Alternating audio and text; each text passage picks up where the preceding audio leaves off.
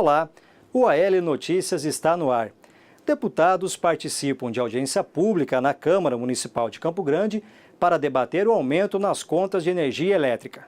Presidente da Assembleia Legislativa, Paulo Correa afirmou durante o evento que o Parlamento Estadual vai somar esforços aos municípios atendidos pela Energisa para que os direitos dos consumidores sejam garantidos.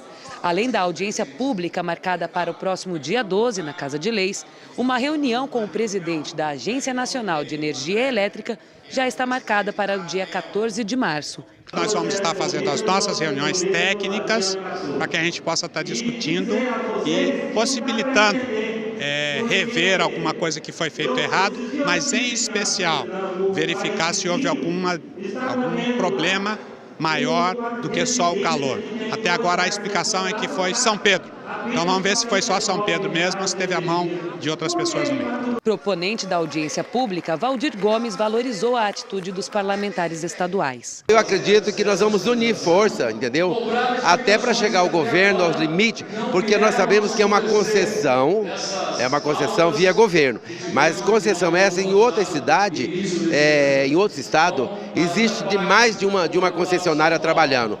Acontece que ficou soberano aqui. Com soberania não tem concorrência. E aí eles cobram o que quer. Mais de 200 vereadores de 54 municípios de Mato Grosso do Sul e representantes de movimentos ligados à defesa dos consumidores lotaram o plenário da Câmara. Para Vinícius Leite, idealizador do movimento popular Energia Cara Não, a casa cheia deixa evidente a dimensão da indignação dos consumidores.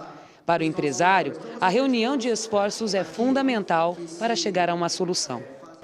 Nós vamos reunir o maior número de assinaturas possíveis para que a gente possa levar a ANEEL essas reivindicações. Outros estados já estão copiando o nosso movimento para que tenham os consumidores também seus direitos defendidos.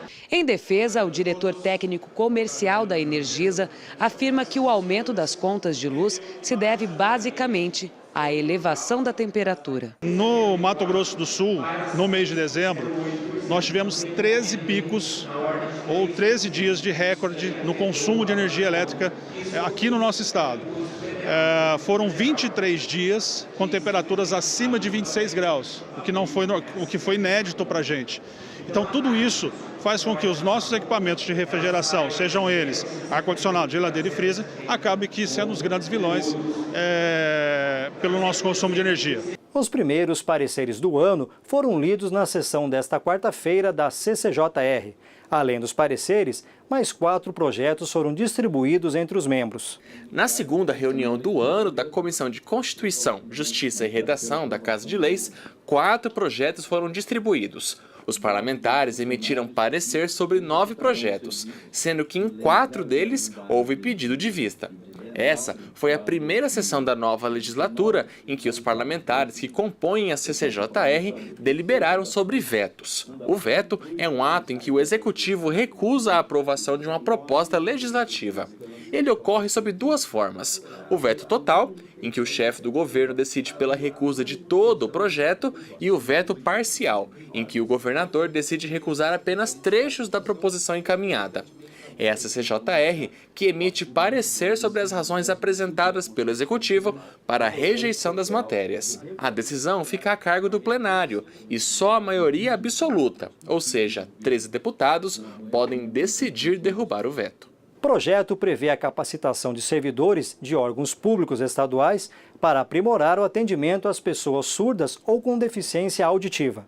A matéria apresentada pelo parlamentar vem ao encontro de uma série de pedidos da comunidade surda do estado, que relatou dificuldades na comunicação com os servidores públicos. Nós tivemos casos de pessoas surdas que foram presas, acusadas de estupro, de abuso sexual. E essas pessoas tiveram muita dificuldade de se comunicar na delegacia, porque não havia um intérprete de Libras. Um deficiente auditivo que chega a um hospital, a um centro de saúde, para ele se consultar, para ele receber um atendimento médico, ele precisa ter um intérprete de Libras para poder ajudar na comunicação, né, com o médico, com o atendente. Então nós estamos apresentando um projeto de lei que prevê a presença do profissional intérprete de Libras nos hospitais, nas delegacias de polícia, nas escolas, para o atendimento às pessoas surdas. Para o deputado, a proposta não deve acarretar um alto custo para o governo e ainda vai possibilitar a inclusão das pessoas surdas ou com deficiência auditiva.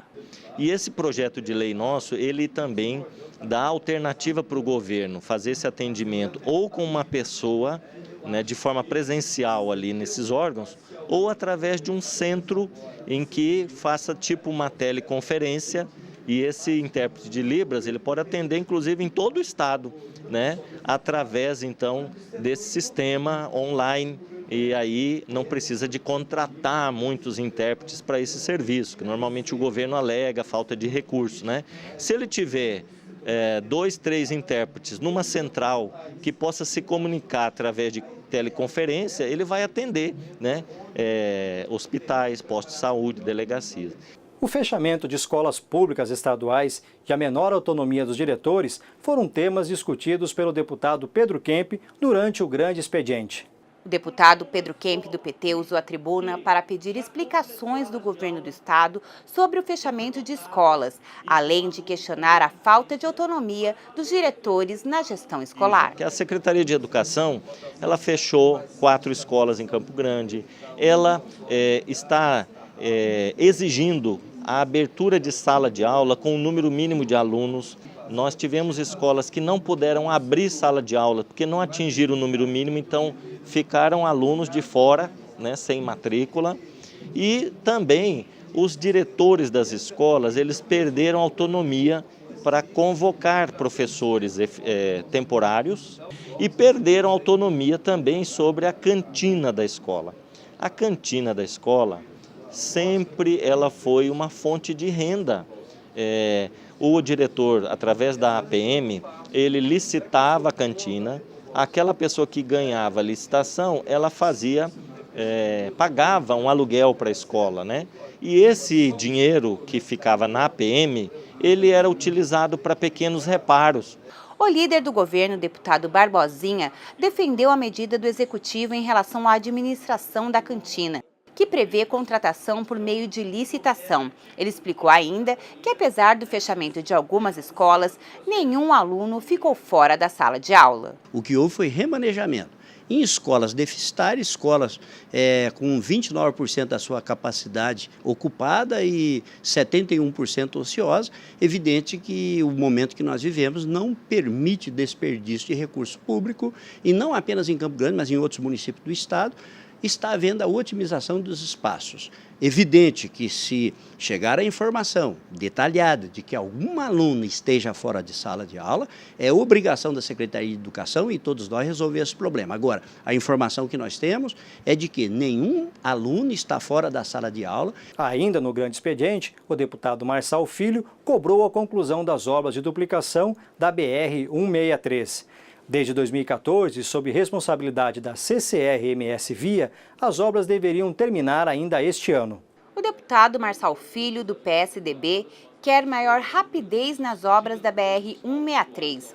O contrato do governo federal prevê a duplicação de 798 quilômetros, mas em quase 5 anos, apenas 150 quilômetros foram concluídos. É a rodovia mais importante do nosso estado, a BR-163, e tudo aquilo que foi pactuado, combinado em contrato, tudo não digo, mas a maioria, o mais importante, não foi feito. Impossível chegar-se até outubro com mais de 800 quilômetros duplicados. Esse era o principal ponto. Além de readequações viárias, como viadutos, passarelas, que teriam que ser feitas em vários pontos do estado que não foram realizados. O parlamentar falou da importância da união de esforços entre deputados estaduais, federais e senadores de Mato Grosso do Sul para cobrar da Agência Nacional de Transporte Terrestre, a ANTT, o cumprimento do contrato. Já que trata-se de uma concessão, eles podem, junto à ANTT, que é a Agência Nacional de Transportes Terrestres, fazer com que, o que eu sugeri aqui, precisa ser modificada a lei de regulamentações no nosso país. Das agências, elas não têm estrutura suficiente para fiscalizar, elas não têm a independência e autonomia que a gente esperava quando a gente votou a criação dessas agências. Então, acho que todo esse debate tem que ser feito porque ao final e ao cabo a rodovia continua sendo pública, pertence ao governo federal, portanto cabe ao governo federal fiscalizar, cobrar e não deixar a situação perdurar da forma como está. 6 frentes parlamentares foram instituídas e mais uma foi proposta pelos deputados. As frentes parlamentares são importantes ferramentas de discussão e participação popular na busca por solução de problemas. As frentes parlamentares na Assembleia Legislativa são uma espécie de bloco de deputados reunidos para defender e conduzir debates em torno de um tema específico. Na Casa, é comum que audiências públicas e reuniões conduzidas por essas frentes resultem em importantes projetos de lei. A formação das frentes acontece sem distinção de siglas partidárias e essa variedade de ideias, na visão do deputado Renato Câmara, do MDB, que participa de 3 frentes, contribui para o bom debate. As frentes parlamentares são um instrumento importante de diálogo e de debate da Assembleia Legislativa com a comunidade organizada. Então, na legislatura passada, nós criamos 4 frentes parlamentares, dando início, então, a vários debates e aproximou a comunidade da Assembleia Legislativa. Esse ano, vários deputados estão adotando essa sistemática da frente parlamentar para poder ampliar o debate e também ter uma presença mais efetiva da Assembleia Legislativa na comunidade e nos problemas da nossa sociedade. 6 frentes estão oficialmente instituídas na Assembleia Sul-Mato-Grossense. São elas: Frente Parlamentar para o Desenvolvimento das Unidades de Conservação Ambiental, para a Regularização Fundiária, em defesa dos direitos da pessoa idosa, em defesa da assistência social, em defesa dos direitos da mulher e em defesa da criança e do adolescente.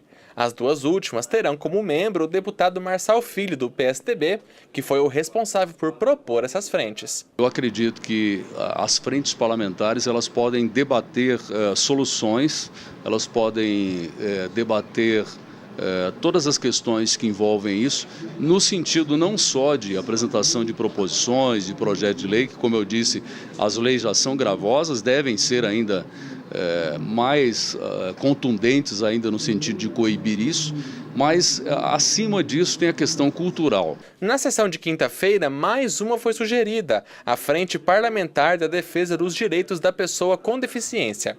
A proposta é do deputado Pedro Kemp e deverá ser votada pelos parlamentares na próxima sessão. Essa frente ela é importante para a garantia dos direitos das pessoas com deficiência, que as leis sejam efetivamente cumpridas. O Assembleia Notícias termina agora. Continue com a gente no canal 9 da NET ou nas nossas redes sociais. Até a próxima edição.